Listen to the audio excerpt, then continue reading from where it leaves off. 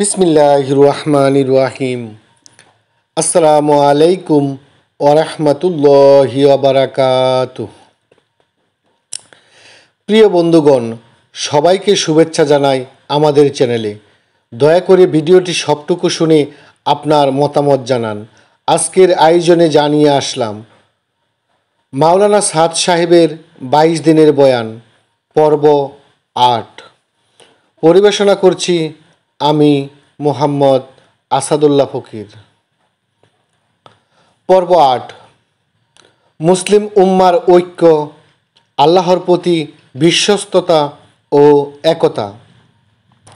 প্রিয় বন্ধুরা, এই পর্বে আলোচনা হবে মুসলিম উম্মার ঐক্যের গুরুত্ব, আল্লাহর প্রতি বিশ্বস্ততা এবং একতার প্রবাদ।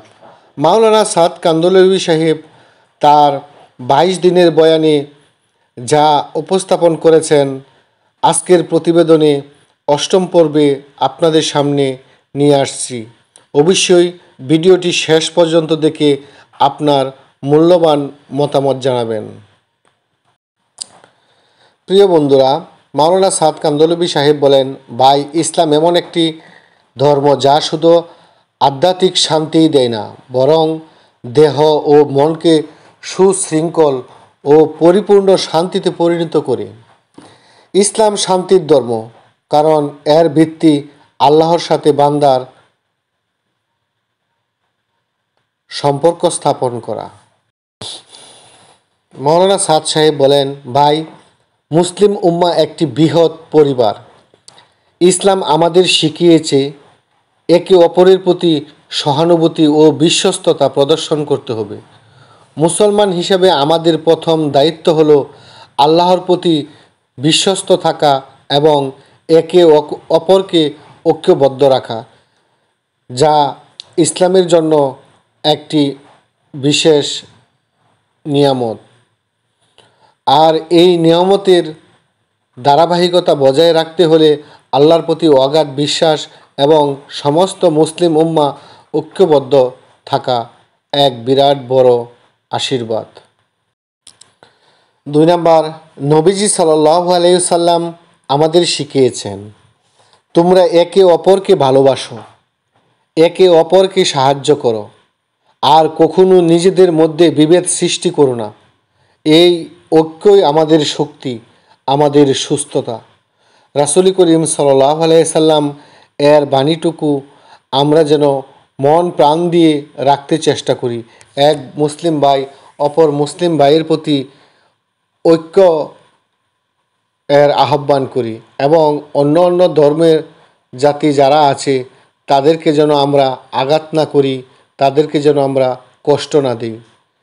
তাহলেই আমরা মুসলিম হিসেবে পৃথিবীতে নিজেদের শ্রেষ্ঠত্ব প্রমাণ করতে পারব।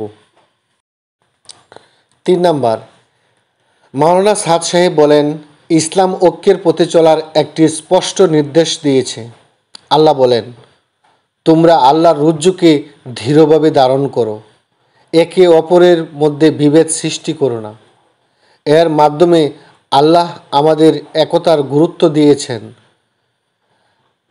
মহান আল্লাহ পাক রাব্বুল আলামিন পবিত্র কুরআনুল কারিমে যে নির্দেশ দিয়েছেন তা প্রত্যেকটা মুসলমানের মানা একান্তই কর্তব্য, অবশ্যই মানতে হবে যদি আমরা আল্লাহ এবং আল্লাহর রাসূলের প্রতি বিশ্বাস স্থাপন করে থাকি। 4 নম্বর, যত বেশি আমরা আল্লাহর রজ্জু ধরব তত বেশি আমাদের মধ্যে ঐক্য থাকবে। মুসলিম উম্মার ঐক্য সেই শক্তি যা আমাদের সম্মিলিতভাবে আল্লাহর পথে চলতে সাহায্য করে।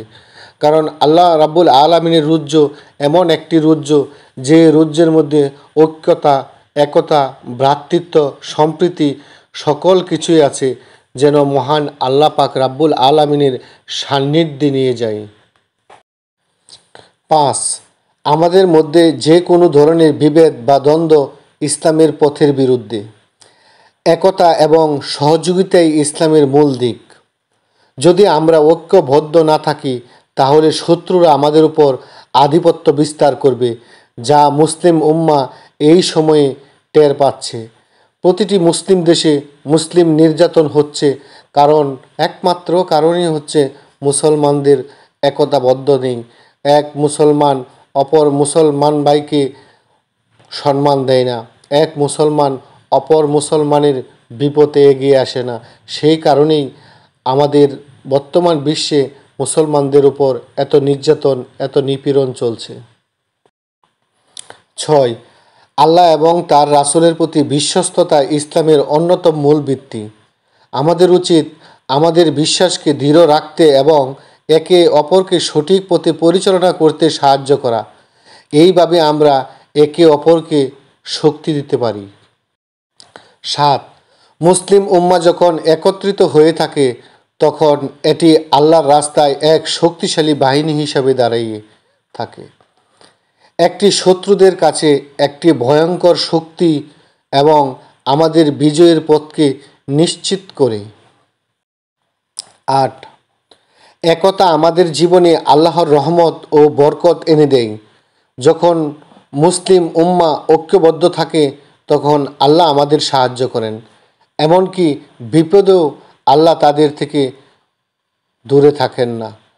এটা মুসলিম উম্মার জীবনে বহু ঐতিহাসিক ঘটনা আছে, যে ঘটনায় মহান আল্লাহ পাকের সরাসরি সাহায্যের আভাস পাওয়া যায়। 9.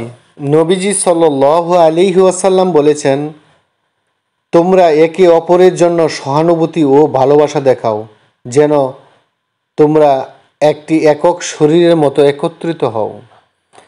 এই শিক্ষণীয় বিষয়টি আমাদের একতা এবং ভ্রাতৃত্বের সঠিক অর্থ বোঝায়। 10. যদি আমরা একে অপরকে সাহায্য করি, যদি আমরা পরস্পরের জন্য ভালোবাসা ও সহানুভূতি দেখাই, তাহলে আমরা সত্যিকারের ইসলামী সমাজ গড়তে পারব, যেখানে সকলেই আল্লাহর দিকে পথ চলবে, সকলেই শান্তিতে থাকবে, একে অপরকে সাহায্য করবে, যদি আমরা সত্যিকারে ইসলামের পথে চলি। 11. একতা আমাদের সামাজিক এবং আধ্যাত্মিক উন্নতির জন্য অপরিহার্য। আমরা আল্লাহর কাছ থেকে প্রতিদিন প্রার্থনা করি যে তিনি আমাদের মধ্যে ঐক্য ও ভালোবাসা বৃদ্ধি করুন, যেন আমরা তার পথে চলতে পারি। আমিন। 12. প্রিয় বন্ধুগণ, মাওলানা সাদ সাহেব বলেন, ইসলামে একতা হলো সেই শক্তি যা আমাদের সকল বিপদ থেকে মুক্তি দেয়। আল্লাহ পাক রাব্বুল আলামিন আমাদের একত্রিত রাখুন, যেন আমরা তার রাস্তায় চলতে পারি এবং উম্মার সেবা করতে পারি। এই ঐক্য আমাদের জন্য এক বিশাল আশীর্বাদ। প্রিয় বন্ধুরা, মাওলানা সাদ সাহেবের 22 দিনের বয়ানের 8ম পর্ব আজকের মতো এখানেই শেষ করলাম। দয়া করে আপনারা ভিডিওটি বেশি বেশি শেয়ার করুন, আপনাদের পাশে রাখুন। ইসলামের স্বার্থে সকলে ভালো থাকুন। আসসালামু আলাইকুম ওয়া রাহমাতুল্লাহি ওয়া বারাকাতুহু।